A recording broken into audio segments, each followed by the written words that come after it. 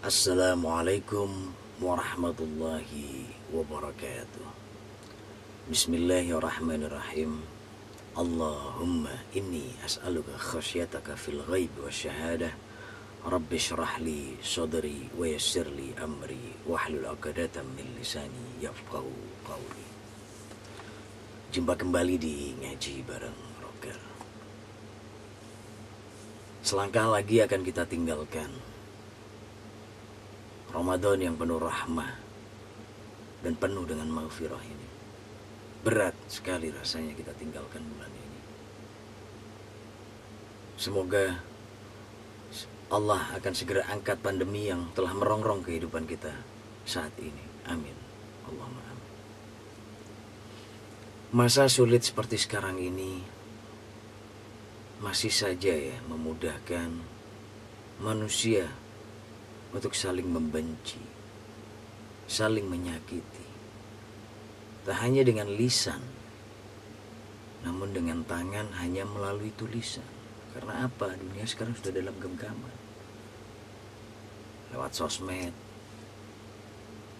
Sering kita jumpai saat ini pihak satu membenci dan mengolok pihak yang lainnya. Begitu juga dengan kelompok yang satu mengolok dengan kelompok yang lain. Manusia diciptakan oleh Allah sebagai makhluk yang eksklusif. Saking eksklusifnya, hingga terkadang begitu mudah lupa akan hakikat asal-usul tercipta dari apa dan siapa, juga untuk apa dan siapa kita akan kembali. Allah berfirman dalam surah Al-Hujurat ayat 11. Bismillahirrahmanirrahim. Ya ayyuhalladzina amanu la yaskhar qaumun min qaumin asa ayyakunu khairan minhum. Wahai orang-orang yang beriman, janganlah sekumpulan orang, sekelompok orang mengolok-olok dan merendahkan kelompok yang lainnya. Boleh jadi yang diolok-olok ini lebih baik daripada yang mengolok. Wala nisa'un min nisa'in asa ayyakunna khairam minhunna.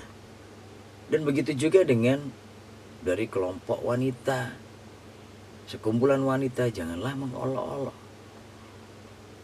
sekumpulan wanita yang lainnya. Boleh jadi yang diolok lebih baik daripada yang mengolok atau mengejek. Wala talmizu anfusakum wala tanabazu bil alqab. Dan janganlah kalian itu mencela diri kalian sendiri. Mencela diri sendiri aja nggak boleh, apalagi orang lain. Wala tanabazu bil alqab. Dan janganlah kalian itu memanggil dengan gelaran-gelaran atau yang mengandung ejekan atau nickname itu yang mengandung ejekan. Nama baik-baik Marcel dipanggil entir. Banyak kan sekarang seperti itu. Bi'sal ismul fusuqu ba'dal iman. Wa man lam yatub fa ulaika humudz zalimun. Seburuk-buruk panggilan adalah panggilan yang buruk sesudah iman. Akunya sudah beriman tapi masih saja tetap mengejek, memanggil-manggil gelaran akan keburukan yang lainnya. Na'udzubillah, tsumma na'udzubillah. Dan bagi barang siapa yang belum bertobat, maka mereka itulah orang-orang yang zalim, yang celaka. Na'udzubillah, tsumma na'udzubillah. Ini terjadi di antara kehidupan manusia, ini terjadi. Tadi juga disebutkan perempuan-perempuan dari kelompok perempuan, mak-mak sosialita zaman now, anak-anak zaman sekarang nggak suka dengan sesuatu, sudah saling melempar ejekan dari satu pihak ke pihak yang lainnya. dari kelompok satu ke kelompok lainnya, memberikan gelaran-gelaran ejekan. Hal-hal demikian ini yang akan mudah memercikkan kebencian-kebencian dan akan menjadikan khilafiyah, perbedaan dan perdebatan antara satu dengan yang lainnya. Nah, perbedaan inilah yang akan kita bongkar ya. Kita bongkar tentang ikhtilaf ini seperti apa ya. Perdebatan dalam Islam disebut juga dengan al-ikhtilaf, yang bahasa kerennya to debate atau to argue, kata orang sono ya. Dan bagaimana Islam memberikan visi akan ikhtilaf ya. Ikhtilaf bisa menjadi sumber konflik jika dijadikan masalah. Jadi sebuah perbedaan kecil akan menjadi sebuah konflik apabila dijadikan sebuah masalah yang besar. Sesuatu yang kecil kita besar-besarkan, pasti akan menjadi konflik yang berkepanjangan. Tetapi ikhtilaf akan menjadi menarik dan indah apabila disikapi dengan bijaksana. Keberagaman ataupun perbedaan, terlebih perbedaan pendapat yang didasari dengan dalil-dalil ataupun alasan yang tepat dan argumentatif, insya Allah akan membawa wawasan dan keilmuan. Perbedaan harus ditoleransi apabila ia dapat menjadi sumber kekayaan intelektual dan juga solusi bagi kesulitan yang dihadapi. Ikhtilaf yang tidak bisa ditolerir oleh Islam adalah ikhtilaf akan sebuah prinsip ketauhidan, prinsip akidah, yang esensinya adalah konsep ketuhanan yang sangat fundamental. Mengotak-atik apa itu isi hati akan ketauhidan. Itu yang sangat tidak ditolerir oleh Islam. Namun Islam begitu arif dan bijaksana ya dalam memberikan konsep rujukan akan ikhtilaf. Yaitu dengan apa? Dengan islah dan tabayyun. Harus dengan adanya islah dan tabayyun dari kedua belah pihak. Dan apabila tidak dapat ditemui titik temu, maka haruslah menghadirkan seorang penengah ataupun beberapa orang penengah dari para ahli. Seperti yang dipesankan oleh Nabi, fa idza ikhtalaftum fa 'alaikum bil sawadil a'dham ma'al haqqi wa ahli. Maka apabila di antara kalian itu ada yang berbeda pendapat, maka ikutilah dari golongan yang terbanyak, orang-orang yang menghadirkan kebenaran dan ahlinya, ma'al haqqi wa ahli. Jadi jangan golongan terbanyak yang bukan ahlinya. Ngomongin masalah pandemi, berdebat masalah pandemi, tapi bukan pada ahlinya. Begitu juga dengan ngomongin masalah agama, tapi menghadirkan penengah bukan dari orang-orang yang faqih dalam atau afqah dalam keagamaan.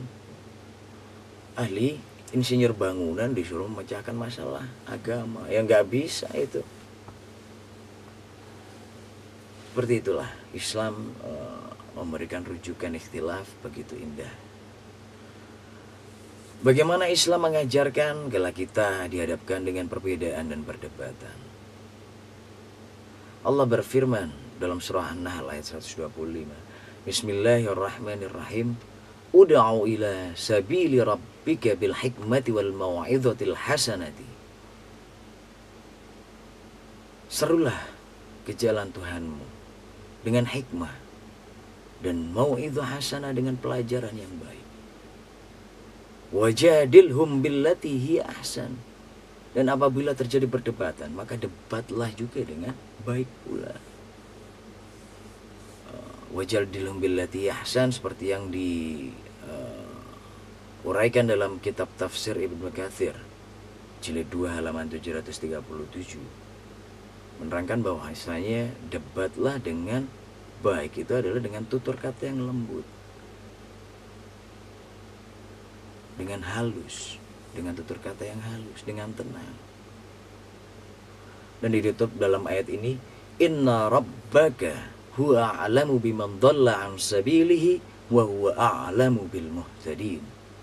Sesungguhnya hanya Tuhanmu lah yang maha tahu akan siapa yang tersesat di jalannya, dan maha tahu akan siapa yang mendapatkan petunjuk di jalannya. Dari sinilah Islam memberikan konsep ya untuk kita memberikan mau'izah yang baik, memberikan pelajaran yang baik, dan juga mendebatnya apabila terjadi konflik ya, dengan tutur kata yang baik pula. Bahkan dari kisah terdahulu, saat Nabi Musa alaihissalam diturunkan dan diperintahkan menyampaikan risalah Allah kepada Fir'aun yang paling pembangkang dan sombong sekalipun saat itu, Allah memerintahkan kepada Nabi Musa dengan tutur kata yang lembut pula, dengan lemah lembut. Faqula lahu qawlan layyinan la'allahu yatadzakkaru aw yakhsha. Berbicaralah kamu Musa.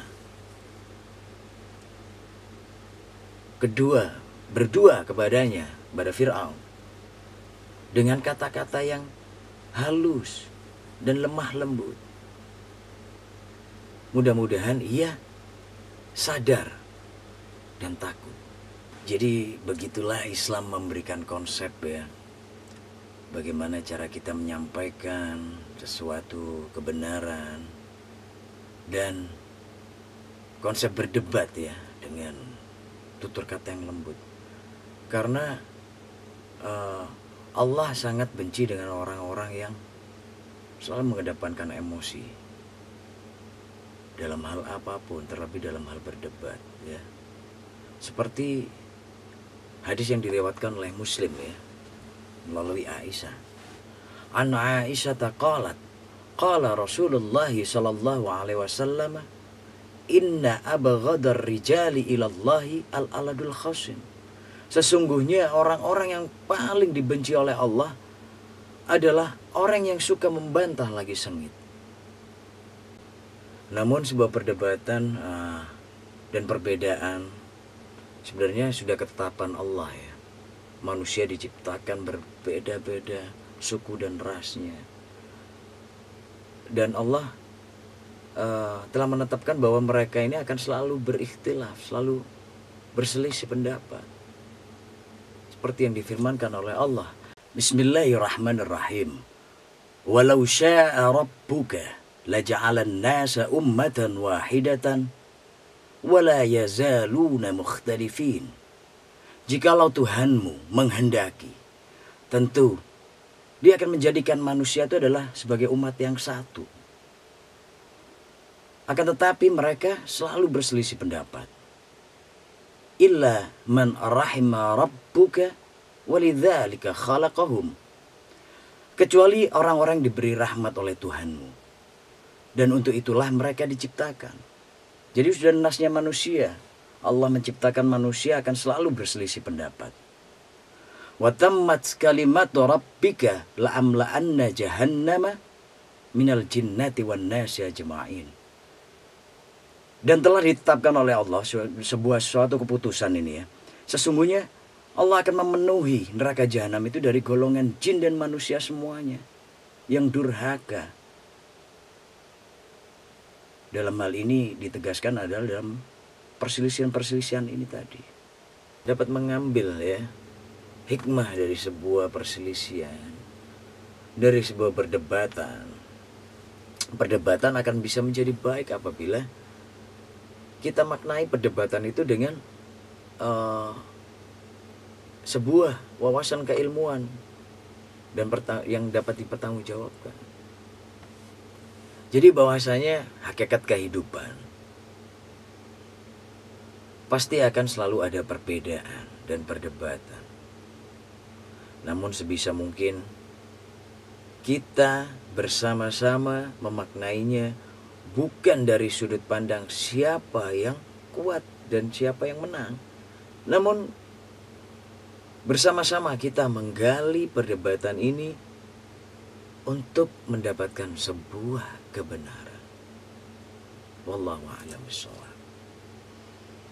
Terima kasih yang udah mantengin di Ngaji Bareng Rocker. Stay tune terus di Ngaji Bareng Rocker. Tetap like, share, dan subscribe ya. Sampai jumpa di special edition Idul Fitri ya. Dan tunggu episode-episode mendatang yang tetap akan kita ngaji hati bersama ya. Wallahul muwaffiq ila aqwamit thoriq.